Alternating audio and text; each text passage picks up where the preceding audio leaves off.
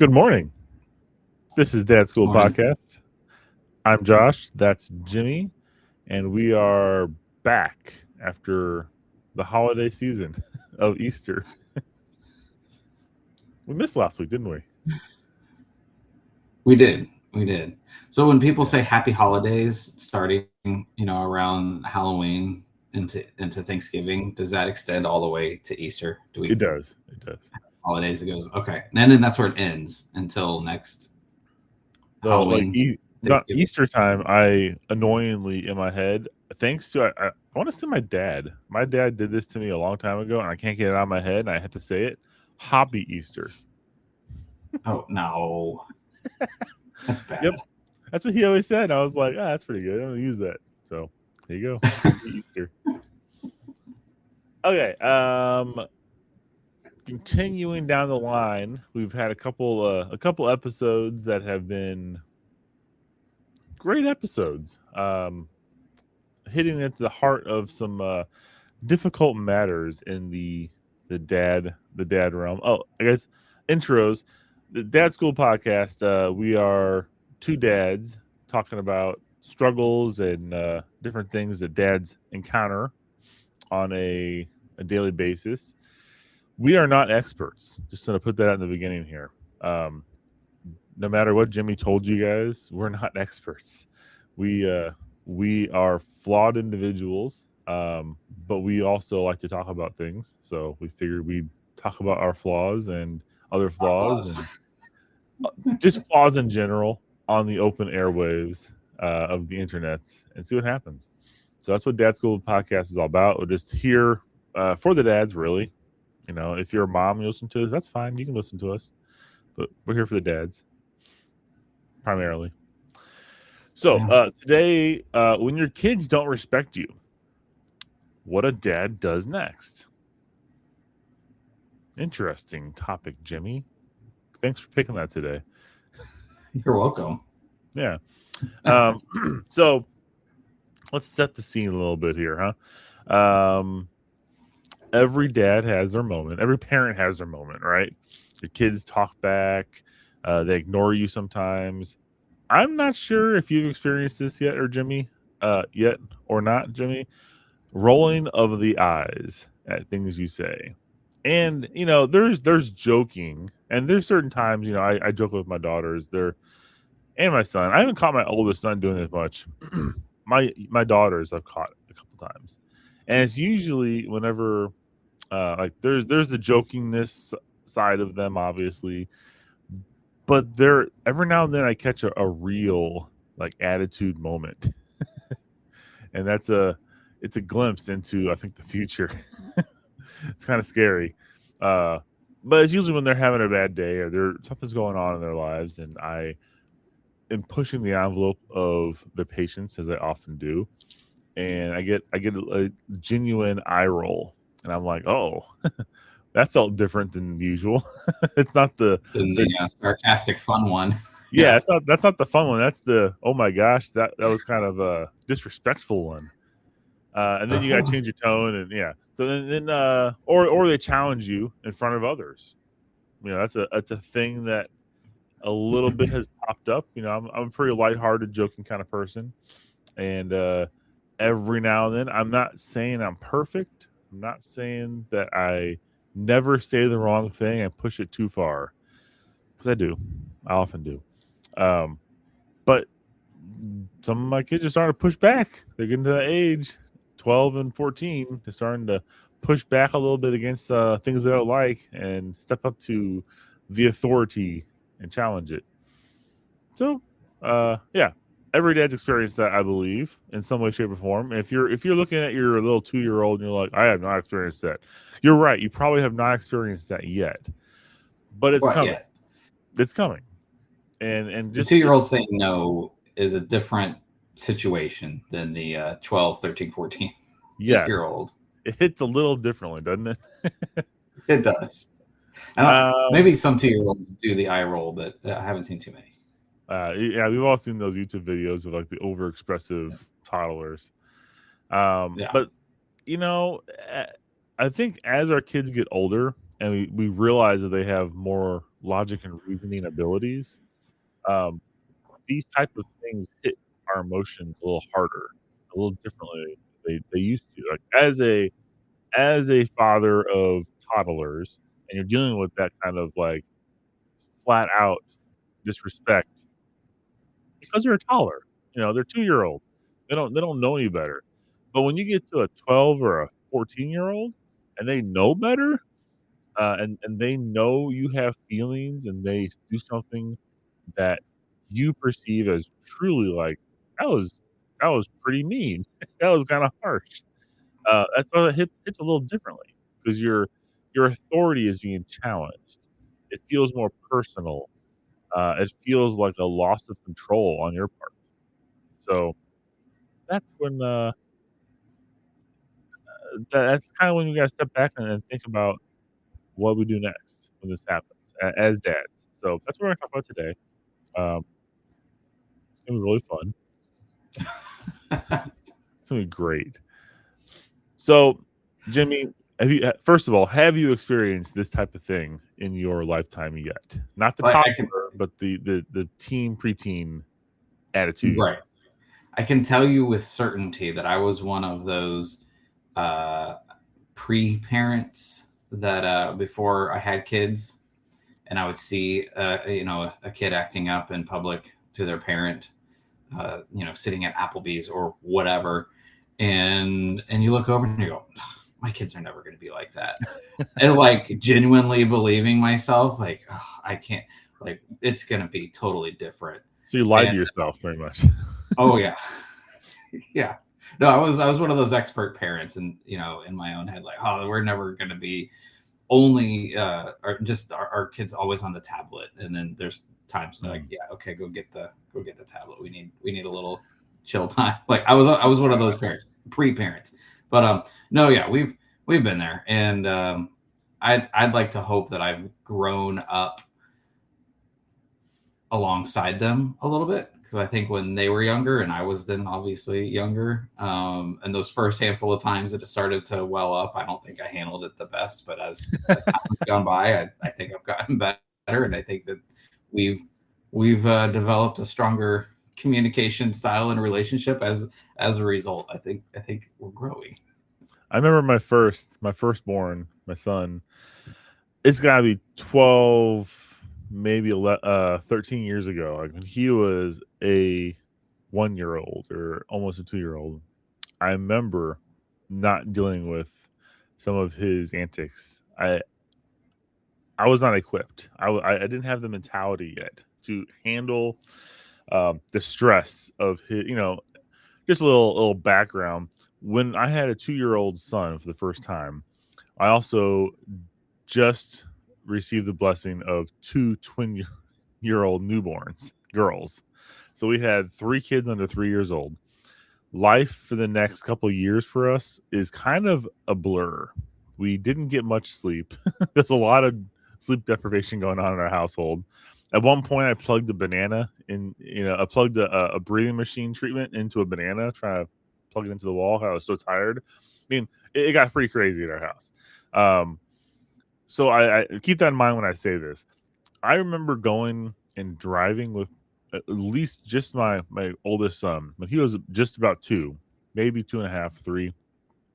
Driving someplace with him, he's in the back seat, and he's just crying, and I'm just screaming as well. I can scream too, one of those things. Like I was just losing it, and looking back at that, I'm like, man, what a weak individual I was. I couldn't handle that little bit of stress, But in the moment, and you're tired, and everything, jobs and everything just is eating at you, and it's harder. Mhm. So that kind of leads into this next part here. The default response when things don't go your way is almost never to logically step back and be calm about things. As a dad, maybe you're blessed with a personality that you can approach everything with a very good filter, but I would say there are certain triggers for you that you can't do that. Okay. And I know a lot of dads that respect seems to be the biggest trigger for them. I've seen them flip a switch instantly when someone disrespects them or their family or somebody you can't do anything about it. It's a weird thing. I've seen it happen. Multiple different guys, different lifestyle. Some are lighter, harder people. Some are rougher people. But it seems to be a common trigger when they get disrespected by somebody. Let's fill in the blank and put a kid, their own kid here, especially. They lose it. They get loud and angry. They don't think rationally, and it's more of like a one-upping. I'm gonna get authority and everything back over this individual, this kid, which isn't helpful. Like it's obviously from outside, the whole emotional argument there, that's not helpful. It's not gonna get you where you need to be. So, I don't know. That it seems to be. Yeah, I think that's kind of a spot where men can get themselves trapped, where they end up thinking that that's where their manhood or masculinity lies, is in their respect level. And when I've been there, when I've been younger and more immature, and I still have my off days for sure, but you get threatened, I guess, even if it's from a young person. It somehow threatens your manhood, and you end up swinging that pendulum real far the other way really fast. Things escalate quickly, and it's like you're trying to reclaim, like, no, I am man, hear me roar, sort of thing. And it doesn't help whenever the situation just explodes out of nowhere. Like, that's ends up not solving whatever's bothering you at the moment. Rarely does that ever actually solve anything. It doesn't make anything better. Right. And that's something to keep in mind. Like, I'm not discounting the fact that things go on in your lives, things going on in my lives all the time, things go on in my life all the time that affect how I talk to my kids. And I have to be very careful about that, because if I'm having a hard day, and everyone experiences this, right? You're having a hard day, come home for work or whatever you're doing, you're sitting on the couch trying to relax for 1 second on the weekend, and your kid comes up and does something, or something happens and you blow up at your kid, but it wasn't even your kid's fault on why you're mad or upset, right? So taking all that into context, you got to keep in mind your kid. Like, with the exception of adult kids, like, this does not include if your kid is 18 or older. Yes, you should still, use some grace tactics with them. But in general, this is for the adolescent, right?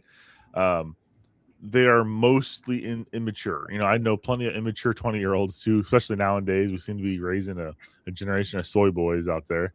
But I would say, generally speaking, they're not emotionally stable, if that's even a possibility, for the first 30 years of your life, 40, 50 years. I'm not sure, Jimmy, where we're going to get emotionally stable. But they're always testing boundaries. They're always learning who has authority and testing that, poking the bear, proverbially. A lot of times it's a misunderstanding. It could be frustration on one of the other people. They could be having something going on in their lives, or you have something in your life, like I just said. Tone, overly sensitive. Here's something that's interesting I picked up on the past couple of years, mainly for myself. I go into some situations expecting a fight. Like, I have preconceived notions sometimes. Like, I know this is going to be a fight. And I do this a lot with work, believe it or not. I have some people at work that I do this with, and I've been realizing it with myself a lot more. So I guess I've been growing in that sense. But I've noticed it at home also. When I know there's going to be an eye roll, or I know there's going to be something, I guess a great example at our house would be picking up the dog droppings in our backyard. None of the kids happily skip out the back door wanting to do this, right? So it's always like, whose turn is it for the backyard? And it's mine. Can you go out with me? It's like, no, I'm not gonna go outside with you while you do this, your chore. If I was gonna do that, I'd do it myself. Just go do it. So it's always, I have to go into a situation, especially that one, not with the preconceived notion that they're gonna say things, because sometimes every now and then they surprise me. Okay, I'll do it. Sorry, Dad. Or they'll be outside doing it sometimes. But so the whole point of that, sorry, make sure you don't have preconceived notions going into a conversation, and if you do, recognize those so you can maybe help curb that attitude from your own point of view a little bit.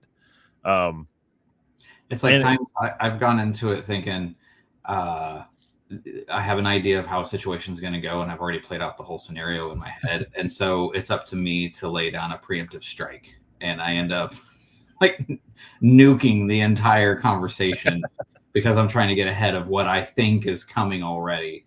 That doesn't help.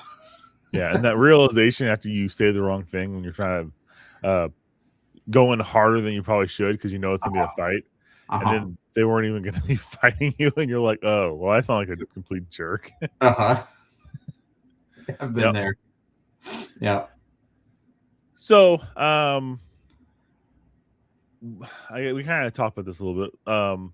What's the dangers of handling this wrong? If you go into a conversation or you go into an argument or you're trying to get your kid to do something, and they start disrespecting you, handling that disrespect, not recognizing the fact that it is their immaturity level, it is their emotional state. You know, we both have girls, and they're both of the age range where we're going to be fighting more than one battle every month with them, right? It's a two-front war, and we're not going to win either way.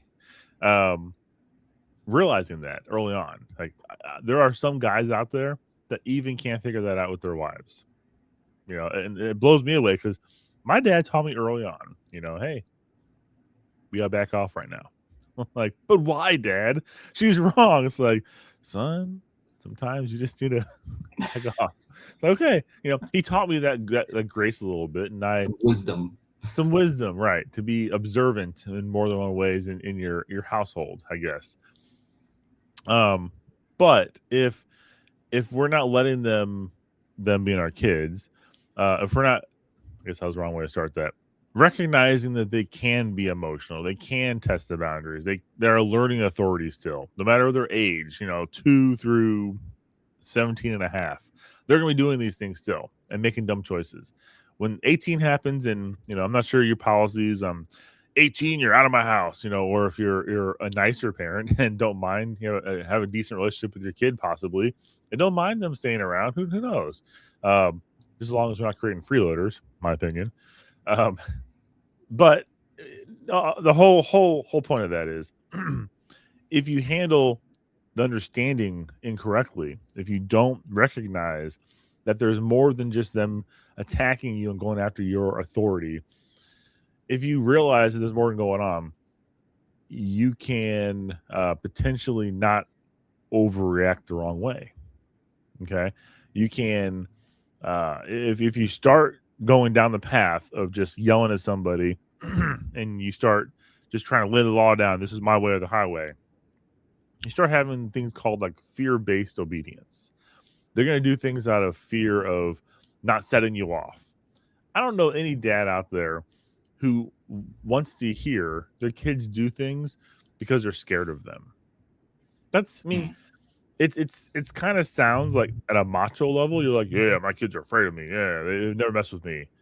Is that what you want deep down, though? I'm not trying to be all softy on everyone here, but I don't want to be like my kids be afraid of me personally. Like they should respect me. Yes, I do want respect, but not out of like I'm going to beat the tar out of them if I don't get my way. That's like the line I don't want to cross, because that's when you have your kids not like that. That's not respect. Really, they don't want to be around you. They don't want to be around your family. They raise their families in a way where the conversation comes up of my dad did this, so we're not going to. Now, does that make anybody out there have warm and fuzzies? Not me. You know, and it's not about a popularity contest of being the best dad, but it's doing the right thing and raising your kids right and having the good relationship with your kids. It shouldn't be a strenuous, just because your relationship with your dad out there, I'm assuming, was a terrible relationship doesn't mean you should make your relationship with your kid terrible. You know, Jimmy. This is the way I kind of like to, the way I like to kind of think about it is, you remember the old school, the old days, old Nintendo games where you get a new game out of the box and you plug it in and you don't know what you're getting into. Like, you have no idea what the game is going to be about. Yeah. And games are totally different. No one told you. Yeah, there's no. Maybe you subscribe to Nintendo Power and you know, you've read an article about it or something, but you plug it in and you don't know what you're supposed to do. You have to trial and error. Okay, this, when I take my character and I go and do this thing, this works. When I go and do this, this ends in tragedy. And reboot, try again. You only have so many tries, and you got to start the whole level or the whole game, depending on what you're playing. Yeah. And it's trial and error. You're figuring out what the guardrails, what are the parameters. You're trying to figure that out. And I feel like sometimes that's the way it is with adolescents, young kids, teens, whatever. As they're growing up, that's their job. They're starting out at level 1, and they're trying to figure out what are the parameters in life, what works, what doesn't. I'm going to push boundaries over here. I'm trying to find those guardrails. Where am I supposed to be in life? And you know, it's our job as parents to help try to keep them going in that right direction. And that at best, you know, if we have a blow up with one of our kids, or you know, they give us a disrespectful moment and we have a response to them, you know, at best, maybe we just have a bad day, but at worst, we could end up having a damaged relationship for the rest of our life. And figuring that out as a parent, like, that's our job is to try to keep them in those guardrails, while maintaining a healthy relationship with one another. And I find that's the hardest balance of, I'm trying to keep you on that path, but how do I keep you still liking to be around me? Yeah, I mean, it sounds it sounds easier than it really is. It really does. Because on a high level, no one likes to be not liked, and that's not our job. Is to be. That's a, you know, let's step back. That's a big misunderstanding that a lot of parents have nowadays. Your job is not to be your kid's best friend. Your job is not to raise a household of little friends and everyone's all kumbaya, holding each other's hands, skipping down the parking lot. Your job is to raise productive members of society, you know, that honor God and everything they do, and respect how they should be respected. You know, it's not our job to be best friends with our kids. And it sounds harsh, and it sounds like, well, I mean, I don't know. Everyone out there knows that parent who just has to be in their kids' like best friend group. It's like, no, you don't. But then again, like, you don't have to go out of your way to be a complete jerk either.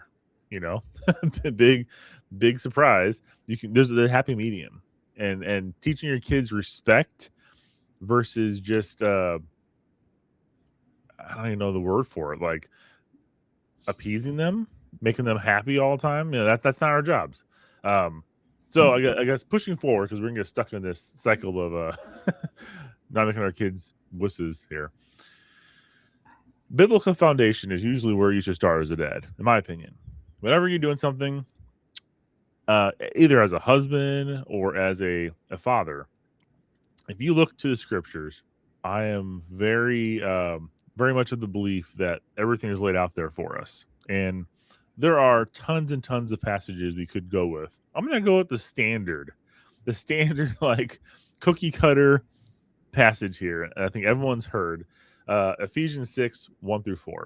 And I was originally just going to be 4, Ephesians 6, 4, but I wanted to back it up because it has a little bit of an importance running up to it.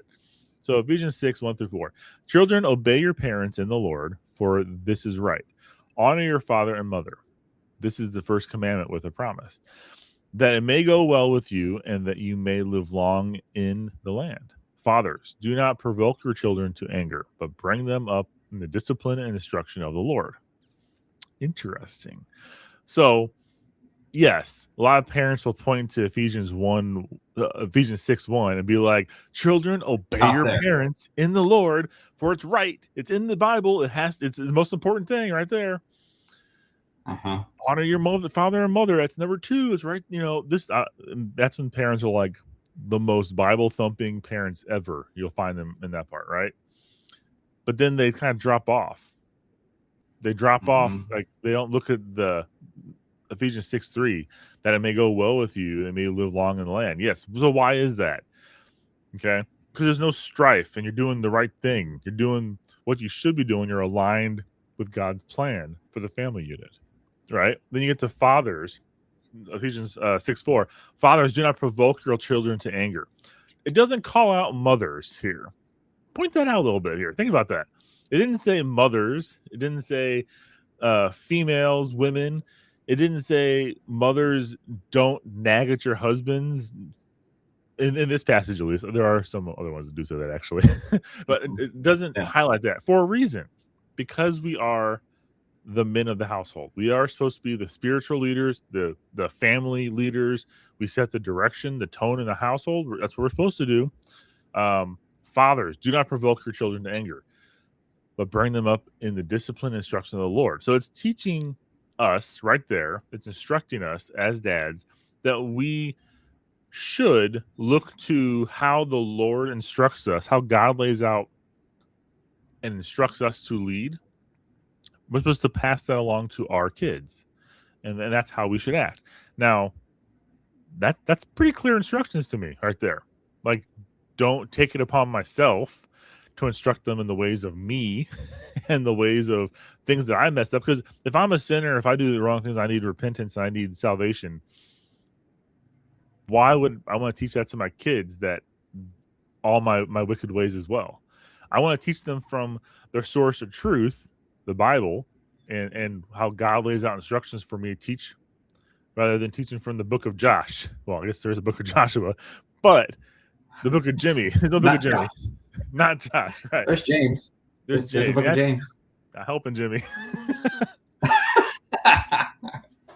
But that's the point. They're like our Bible, our personal worldview should be so far aligned with God's that we teach from that. We teach from His point of view, not our point of view. That's the whole point I'm making. And you'll see constantly God encounter situations. I probably should have written some of these down to speak more intelligent about this. But God doesn't deal with unabashed anger in any situation. He has authority and control to do something. Okay, so us as little pitiful human beings will look at situations like, why did He destroy this civilization? Why did He destroy that? Why was there a need for a flood? And we're putting our own moral judgment on actions that the creator of the universe is doing. And we're trying to make sense of those from our moral point of view, not looking at a point of view of, if He allowed some people who are doing the wrong things, that were told not to do these things, if He allowed them to do these things and continue, He'd be a terrible judge. He'd be a terrible person.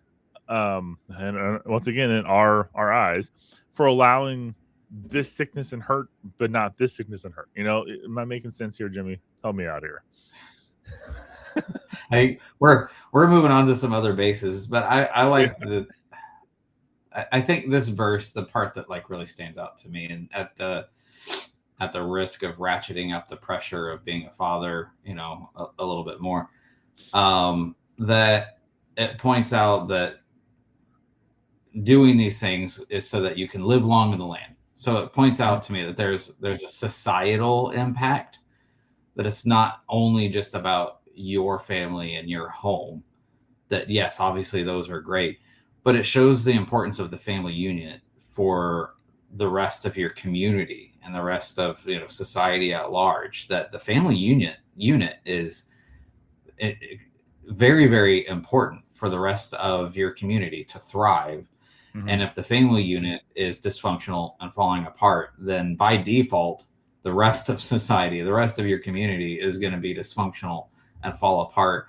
And so that just puts that pressure on our shoulders as dads to what does it say? Don't provoke your children in anger, but Mm. bring them up in discipline and instruction in the Lord. That's where our foundation needs to be. That the instruction, the direction, the coaching, the teaching that we give them, it gives us a clear foundation and a clear direction that we're supposed to pull from. And in a sense, like a good recipe, whatever you put in is going to determine what comes out on the other end. This is one of those primary recipe pieces. If we're putting in good biblical instruction into our children and into our homes, our households, into our marriages, and we are controlling what's in the four walls of our own individual home, that can have a spillover effect when more of us, it's a multiplication thing. When more of us are doing that in our own individual homes, how that can spill over into our community as a whole. And that's been under attack a lot over the last couple years. just a couple years. Yeah, just a few years. The family unit has been kind of systematically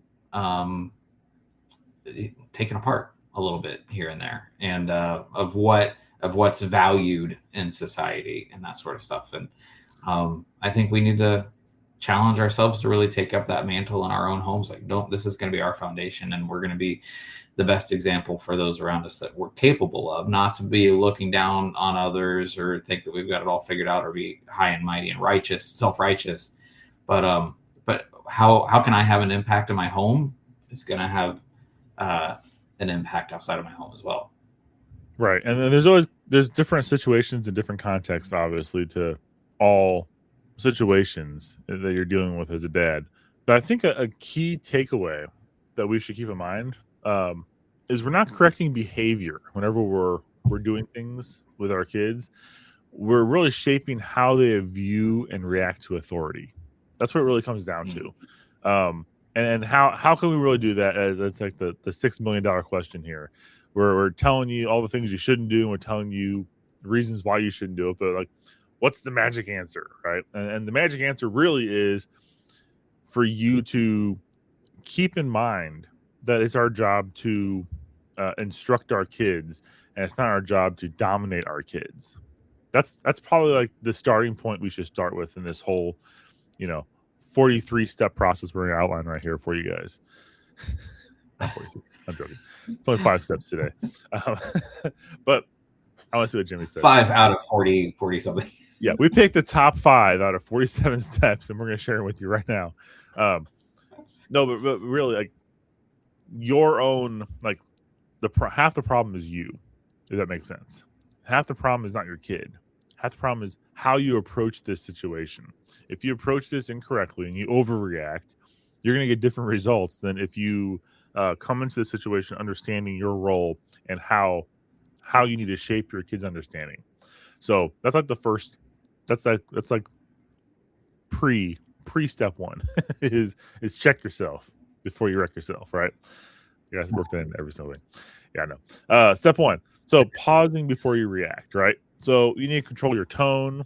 You need to don't match their emotion. Don't mock them back. That's something I struggle with, especially with one of my daughters right now. She and I are exactly alike, I believe, in this regard. That she'll get upset and then she'll burst out with anger and be loud. And I tend to do the same thing when I get upset. I'll go and I'll mock someone back, or I'll match their tone like, and not really be constructive, but more childlike. That's my default, is to stoop to their level. And I gotta watch myself with that. So don't do that. Don't match their emotion. If you lose control when you enter into a conversation that is a disagreement, and this goes with adulthood as well, if you lose control off the bat, you've already lost. You need to go in with a level head with and if it's an emotionally charged situation, I know it's really hard to do, easier said than done, but you need to recognize that when you start losing control, you've already lost the battle, and no matter what your intentions are, they're not going to come across how you want them to. So that's the first thing. Pause before reacting. Okay. Comments on that, Jimmy? I know you're itching to say something there. Just that I've been given a healthy extra measure of sarcasm. That's like my superpower, and that gets me in trouble from time to time when I bust out the extra dose of sarcasm. That just kind of like your childish responses don't always add up to help. My sarcasm gets in the way. Okay, so here's the next step. Step 2 out of our 5-step process of solving all your problems in the world. Address it clearly, right? You can't ignore it. You can't just gloss over something. And this is hard to do and it feels awkward in a situation, but you need to call it out. You can't just ignore it. So example being, if your kid is going back and forth with you, but let's just set up a mock issue here, right? Your child wants to go someplace with a friend or do something, and they can't do that. You don't want them to do that. Okay. And they say like, well, you always do this, blah, blah, blah, blah, blah. And they get a tone and they get a example that is inappropriate or not really their place to be saying these things, right? That is the moment that you need to calmly call that out and say, hey, that wasn't really respectful to talk to me that way. And it breaks the cycle of the conversation, obviously, and it feels awkward. But you need to address what just happened so it doesn't add to the frustration level overall. If that makes sense. If you ignore it, you're going to lump in your anger, upsetness, your disapproval with the situation into the argument with what they just did and said, which is compounded, but it's a different issue. That was a disrespect issue. The first one is just a disagreement, and that's fine. They can be upset. No one says your kid can't be upset about something. No one says you can't be upset about something. But you need to do so with respect. You need to do so with dignity in your responses to people. And that's something we need to teach our kids. It's very important to watch our tone. We need to watch how we talk to people. Just because you have something you feel like you can go after somebody with and talk to them or argue something about something doesn't always mean you should. It could mean it's inappropriate to do that and it's not respectful to do that. So calling that out, even if it's awkward and it breaks the whole conversation, very important, because it shows to your child that this is the correct way to talk about things and the correct way to disagree versus we're going to allow this level of conversation, degrading. And we see that in society nowadays. Oh my gosh. You look at people online who have disagreements with somebody else and they immediately go to childish tactics and name calling, cussing, yelling. And it's like, it's a progressive downhill avalanche you're watching happen in real time. When really that's not even like the main issue. Like how we get from disagreeing about fill in the blank to someone screaming at somebody and telling them they should die. Like what happened? We just disagree with somebody. It escalates so quickly. Right. It's like out of hand. And I think it really stems from this. Like we allow this type of responses to happen in our normal conversations and it becomes normal. It's okay to talk this way to somebody. But if you teach your kid now, it's not okay to talk that way. I think we really cut off a lot of those problems that we see. Jimmy, thoughts on that? I mean, we say address it clearly. I think a big part of that is make sure that both of you are on the same page of understanding, like, what is the situation? What's the scenario we're actually talking about? Right. Because there's times it can be so easy that they're reacting to something and you're reacting to something and it's not actually the same something. And you end up just going around in circles and never actually get to address a thing. So that takes an extra dose of pausing and reflecting and trying to figure out as the parent, as the wiser one, hopefully, okay, what is it that's actually going on right now? And then going back to, okay, I'm here to set up those guardrails and okay, you can kind of wander around in here and have your emotions that you need to learn how to deal with emotions. So you can be here, but I'm going to try to give you this path to stay inside here. And that takes that pause and try to figure out clarity. Okay, what page are they on and how can I be there with them and then help them navigate that healthily? How can I, for myself, navigate that healthily so that our relationship can be healthy. So yeah, that clarity is huge. Yeah. And then here's an interesting one, and it took me a while as a dad to figure this one out. Really, like people told me, I read all the books, but it just didn't click until practical application took place. Teach, don't just punish. You know, and you gotta be careful you don't. I'm gonna use a term here: mansplain to your kids all the time when there's an issue.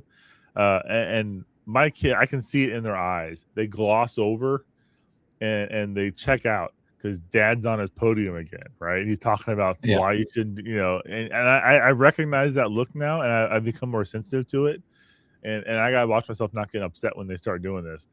But you got to explain why it matters so much in any of these situations we're talking about to talk respectfully to each other, why respect matters, why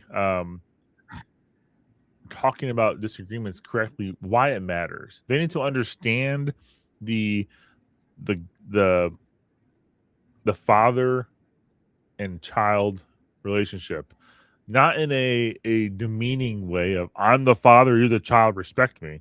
They need to understand the context of the biblical importance of why you need to submit to the higher authority figure in your life. They need to understand that, and it needs to be baked into their teachings at the very young age. They should understand it at that level, because we are to obey God because he created everything, and we're to obey our dads because God put our dads in charge of us. And there's certain ways you can do this, and obviously that way of thinking is going to go a lot differently with a 16-year-old than it will a 4-year-old.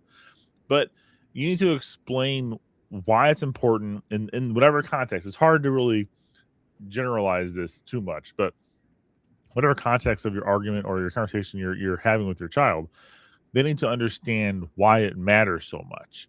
And they need to understand the authority that you have over them and why it's not just a dominating authority because you want to be in charge of them. There's a reason for these things. So a good example would be, it's my job as your parent to make sure that you understand and survive your adolescent years where you're naturally wired to want to kill yourself in everything you do at a certain age, because kids just do that. Like they walk towards stairs, like, ooh, look, stairs, and they fall on the stairs, right? Here's a hot pan. I better play with this. And there's this is obviously age appropriate. I'm sure there are some kids out there at the 14-year-old level that you still worry about with a hot pan. But that's 25-year-old. I think my niece, not recently, but my niece put chocolate chips in the microwave and it got fire in a bowl. Yeah, it was hot, sweet, yes. But there are reasons that you have rules, or reasons that you might be having this conversation with them about what happened and correcting them. But you need to explain it to them in a way that's not demeaning. You respect their individual self of, hey, we can't do this because of this, because this is the reason. Don't just say, don't do this because I said so. That's not going to help. You gotta come down to, you might, and I've used this exact phrase. I don't have to explain my reasons why to you, but here they are. That is tricky ground. I'm not going to lie, because I am also in that same way of saying that I am saying I'm above you, and I don't need to explain myself to you, but there's a certain level of respect that I might feel like I don't need to explain to my kids why. If I say we're not doing this, maybe that's an improper way to think about it too, and that's a self issue I gotta fix. But I think it's a super challenging line to figure out, because I think that there are times that the response, this is what we're doing because I said this is what we're doing. Like there's times that that's appropriate because I said so. It can be. Yeah, I mean, try to not be as cliche about it. Like we're going in this direction because this is the direction we're going, and that's it. And then you just move on. Like sometimes you have to be that firm. Yeah. But if that's your only default setting and you only ever say that, that's not helpful. If every situation, every single time is always a full explanation and lecture, that's not going to be helpful. You're going to lose them. So finding that balance of, okay, when's it appropriate? We're like, nope, we're going, and this is it. I'm final. And then, okay, let's sit down. Let's talk about it. What were you feeling? What were you thinking? Because I was thinking and feeling this. Like figuring out that balance, it's hard. And I haven't always figured it out right. But you guys take a step back and start wondering or evaluating that. Like if your kid is a kid that obviously, once again, age appropriate context here, every decision you make, they question. Every decision that you make, they feel like that they can interject hard enough to get a different response. There's a fundamental issue underlying here that you need to fix, or that went wrong and needs correcting. Because yes, you should have open conversations with your kid. Not saying that. But if they feel like they can question you at every single decision because they know they can get another outcome, why is that? Start taking a look at that. Is it because you and your spouse are not properly aligned together?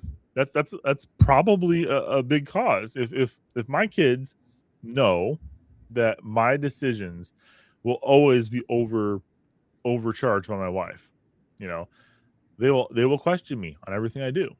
If my kids feel like any decision that their mom makes will be overthrown by dad because we're not in alignment, they're going to question what mom's, and it gets really frustrating from a parent's point of view. We can really easily see that. Like we start seeing that of, well, just asking their, the obvious things of asking their parent in front of the other parent, well, dad said we can do this. It's like, well, there goes all authority.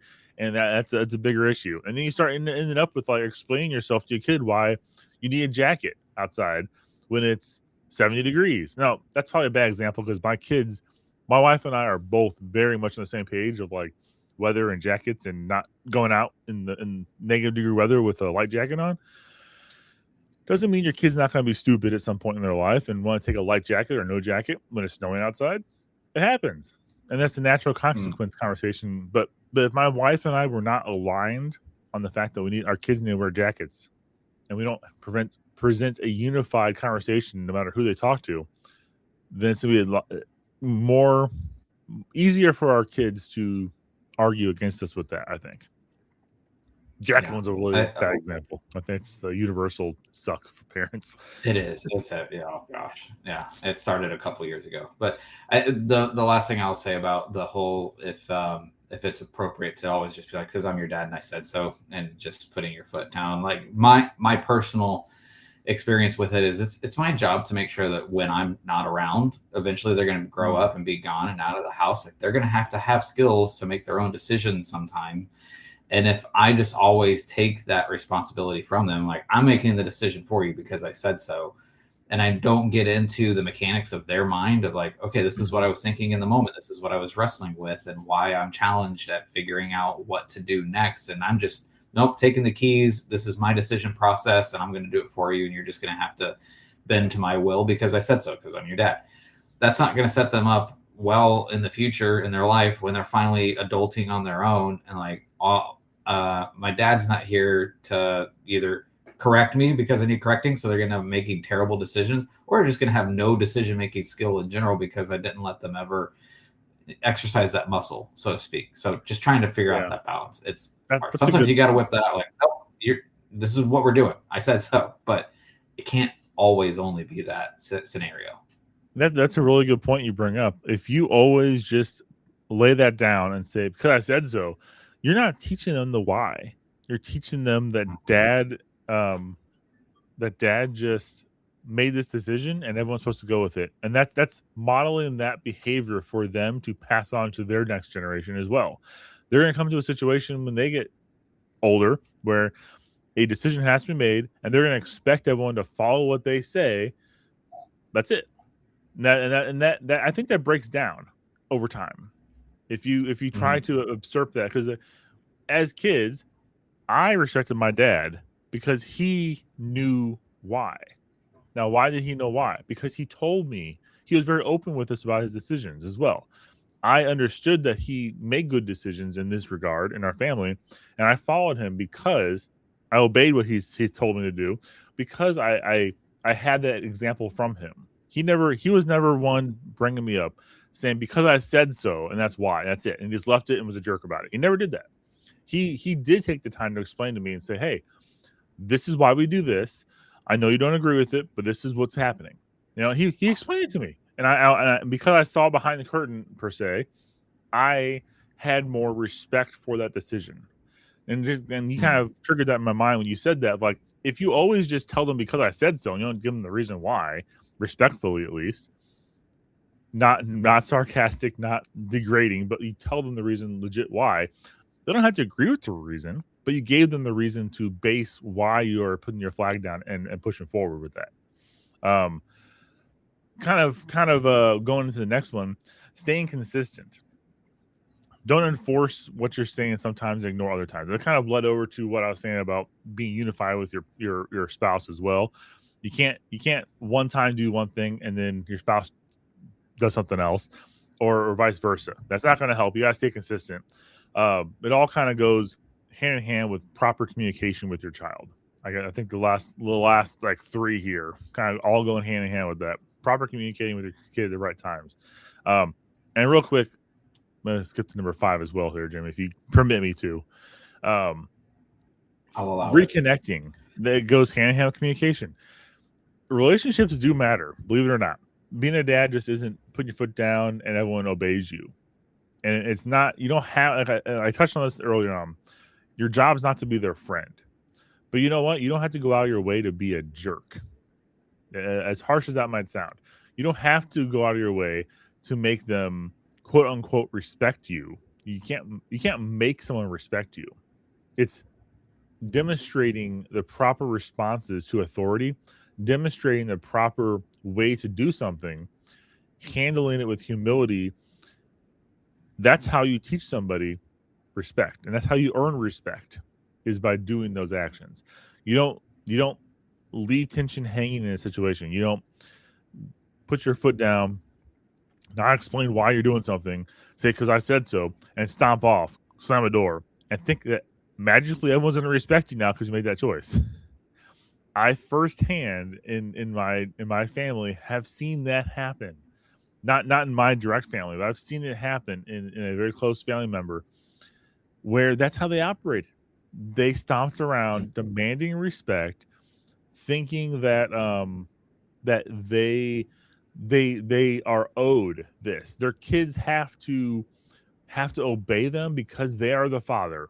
And if their kids don't obey them, they throw a tantrum, they slam doors, they put holes in walls, they break things, they stomp around, they leave the house and just leave the argument.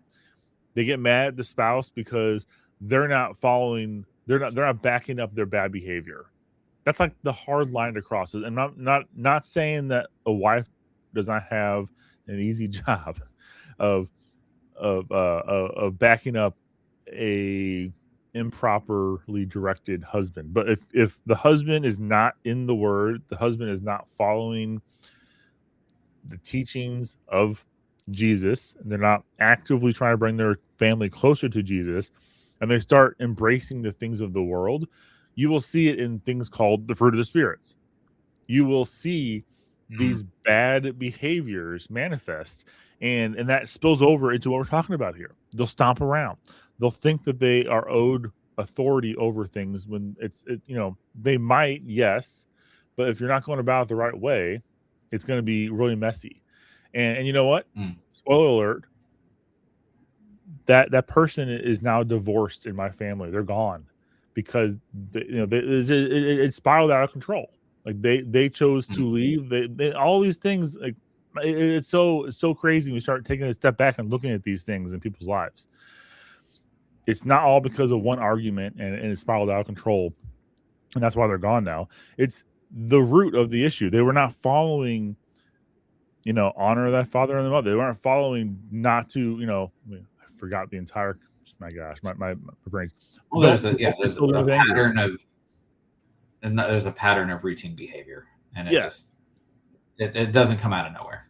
Exactly. It doesn't come out of nowhere. So I mean, it all comes down to where's your worldly view, where's your biblical foundation at. Mm-hmm. Any closing thoughts on that, Jimmy?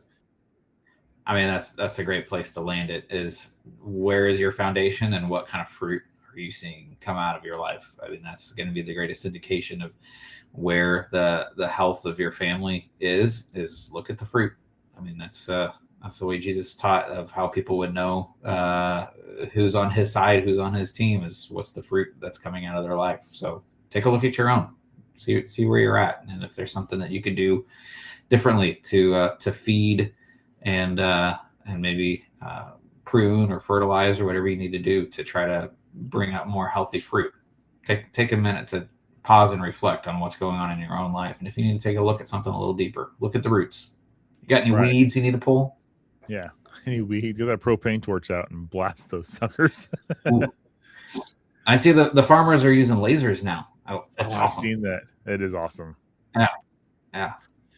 Okay, so we gotta wrap this up, Jimmy. One of us got long-winded. So sorry. No, yeah. So disrespect, once again, isn't the end of your authority, right? It's actually a moment that your authority gets tested, and how you handle that. Well, that's another sappy quote we can use here. Great dads aren't the ones who never deal with disrespect. They're the ones who handle it the way that builds something better. In a way that builds something better. Wow. What a powerful statement written by somebody else. So that was icing on the cake. It's right around here. Not so much here, but over here. That's right. It's not so. And Jimmy, are you gonna get this perfect every time? Like, are you gonna get nailed because you listen to our podcast? Are you gonna perfectly do this every time? Absolutely not. Yeah. This is a learning moment. That is part of the reason we are here. DadSchoolPodcast.com. Check us out. We have all the links to our socials and all the email addresses, and we have links to our YouTube channel, which actually holds all of our past episodes that you can just binge watch 2 complete seasons practically of our shenanigans and talking about dad stuff. But if you have questions, concerns, comments, you can definitely reach out to us on there. Drop us a line. If it's a good enough comment, we might actually read it on air next week. Who knows? We'll use your full name. Don't worry. Yeah. Yeah. Joking. Closing thoughts, Jimmy. Yeah, take some time this week to just kind of reflect on where you go when these kinds of situations arise. When you have that disrespectful moment from your kid, try to take a step back and observe yourself, and then and go from there. See if there's some changes you might need to make in your own reaction, your own response. Yeah. Speaking of changes, man, these 30-minute episodes are really dragging on, aren't they? We gotta rein this in a little bit, man. This is supposed to be 30 minutes of my life. Okay, let's end it before we hit an hour, man. Yeah. You have a good week, and we'll talk to you next time.